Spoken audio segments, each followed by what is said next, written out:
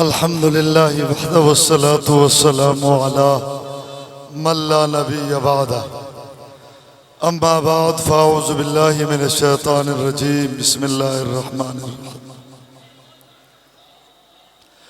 هو الذي أرسل رسوله بالهدى ودين الحق ليظهره على الدين كله وقال الله في مقام آخر فَإِنْ آمَنُوا بِمِثْلِ مَا آمَنْتُمْ بِهِ فَقَدِ اهْتَدَوْا قال النبي صلى الله عليه وسلم أصحابي كالنجوم فبأيهم اقتديتم اهتديتم أو كما قال النبي صلى الله عليه وسلم آمنت بالله صدق الله العظيم عزیزان محترم، قابل صد تکریم، اسٹیج پر تشریف فرما علماء اہل سنت والجماعت کے ڈویژنل و ضلعی ذمہ داران، خصوصاً اہل سنت والجماعت کے مرکزی رہنما، عالم بعمل، قائد محترم حضرت علامہ مولانا مسعود الرحمن عثمانی صاحب دامت برکاتہم العالیہ، آپ کے ساتھ تشریف فرما اہل سنت والجماعت کراچی کے سینئر نائب صدر سید السادات جناب حضرت شاہ صاحب، مولانا عادل عمر صاحب، برادر مکرم امیر فضل خالق صاحب، ہمارے بزرگ رہنما محترم قاری عبدالشکور صاحب، دور دراز سے تشریف لانے والے بزرگوں، عزیزوں، رات کا کافی حصہ بیت چکا ہے۔ میں اس وقت 2 جلسوں میں بیان کرنے کے بعد یہاں حاضری دی ہے۔ یہاں آنے کا مقصد کوئی بیان نہیں، کوئی تقریر نہیں، بلکہ حضرت علامہ عثمانی صاحب کو سننے کے لیے آئے ہیں۔ مجھے تو آپ ویسے بھی جمعوں میں سنتے رہتے ہیں، میرا اپنا علاقہ ہے،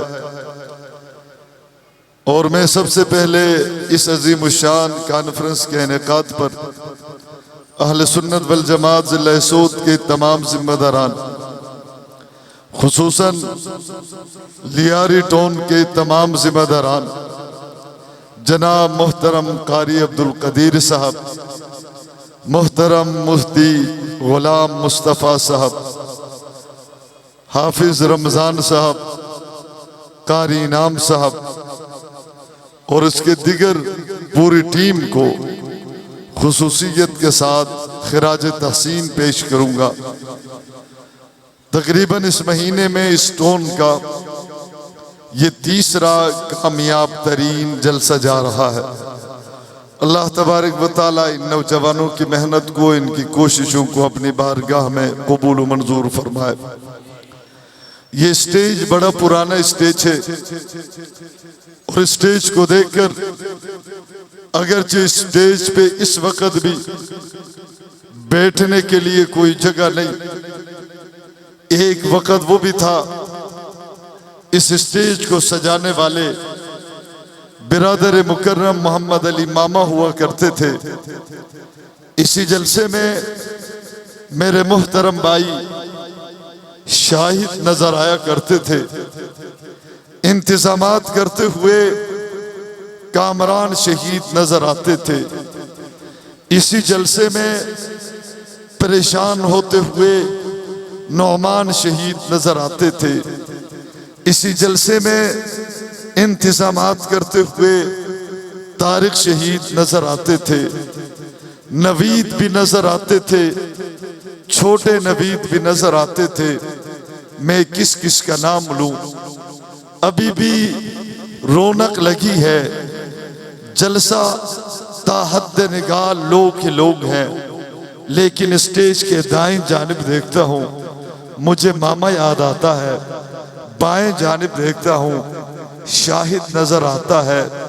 ان نوجوانوں کا کوئی قصور نہیں تھا، ان کا جرم صرف یہی تھا، یہ صحابہ کی بات کرتے تھے، ان کا جرم یہی تھا، ابو بکر کی صداقت کی بات کرتے تھے، ان کا جرم یہی تھا، فاروق اعظم کی عدالت کی بات کرتے تھے، ان کا جرم یہی تھا، عثمان غنی کی حیا کی بات کرتے تھے، ان کا جرم یہی تھا کہ حضرت علی کی شجاعت کی بات کرتے تھے، ان کا جرم یہی تو تھا، امیر معاویہ کی سیاست کی بات کرتے تھے، ان کو راستے سے ہٹایا گیا تاکہ اس محلے میں اس اسٹیج سے صحابہ کی بات نہ ہو، صدیق کی بات نہ ہو، فاروق کی بات نہ ہو، عثمان غنی کی بات نہ ہو، علی کی بات نہ ہو۔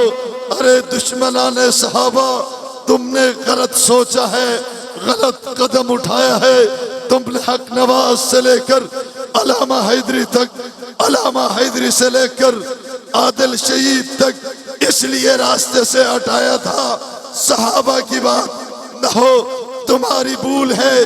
ہمارے حیدری صاحب فرمایا کرتے تھے، ناموس اصحاب رسول کے لکھے جو نوجوان کٹ رہے ہیں یہ کٹ نہیں رہے، یہ ختم نہیں ہو رہے، یہ بیج بن رہے ہیں۔ پوچھنے والے نے پوچھا یہ بیج کیسے بنے؟ پھر زمانے نے خود بتا دیا، تم صحابہ کی آواز دبانا چاہ رہے تھے، بالآخر ان شہداء کا خون بول اٹھا ہے۔ آج دیوبندی کی زبان پہ بھی صحابہ ہے، بریلوی کی زبان پہ بھی صحابہ ہے، اہل حدیث کی زبان پہ بھی صحابہ ہے، وفاق المدارس کے ذمہ داران کی زبان پہ بھی صحابہ ہے، شیوخ الحدیث کی زبان سے بھی صحابہ ہے۔ چھوٹا بھی کہہ رہا ہے صحابہ، بڑا بھی کہہ رہا ہے صحابہ۔ مجھ سے کسی نے کہا مولانا آج دیوبندی بھی صحابہ کرتے، یہ کیسے بول پڑے؟ بریلوی کیسا بول پڑا؟ میں نے کہا یہ نہیں بول رہے، حق نواز کا خون بول رہا ہے۔ انہوں نے بولنا ہوتا 35 سال پہلے بولتے، 35 سال کے بعد علامہ حق نواز کا وہ خون بول اٹھا ہے۔ یہ بریلوی نہیں بول رہا، حق نواز کا خون بول رہا ہے۔ یہ دیوبندی نہیں بول رہا، حق نواز کا خون بول رہا ہے۔ یہ اہل حدیث نہیں بول رہا، میرے شہداء کا خون بول رہا ہے۔ آج بھی مجلس سجی ہے، محفل لگی ہوئی ہے، یہ رونق ہے، میرا کمال نہیں، کسی اور کا کمال نہیں، یہ شہداء کے خون کی برکت ہے۔ دشمنان اسلام، تم نے ہمارے ایسے جوان ہم سے چھین کر ہمیں ڈرانے کی کوشش کی ہے، پھر یاد رکھ ہماری نسبت خمینی سے نہیں نانوتوی سے ملتا ہے۔ ہم ڈرنے والے ہوتے، نعرے نہیں، ہم ڈرنے والے ہوتے، حق نواز کے بعد ڈر جاتے، ایثار کے بعد ڈر جاتے، فاروقی کے بعد ڈر جاتے، اعظم کے بعد ڈر جاتے۔ آج ہمیں بلا کر کہا جا رہا ہے مولانا منصور مینگل اور آپ کے سر کی قیمت لگ چکی ہے۔ میں نے کہا ہمیں ڈرانے کی کوشش نہیں کرو، ہم صحابہ کے لیے موت و حیات کے فاصلے برابر کر چکے ہیں، ہمیں زیادہ رہنے کا شوق بھی کوئی نہیں ہے۔ گولیاں چلاؤ، گولیاں چلاؤ، لاشیں تڑپاؤ، ہمارا خون بہے گا، پھر بھی آواز آئے گی صحابہ صحابہ صحابہ صحابہ صحابہ صحابہ وما علینا.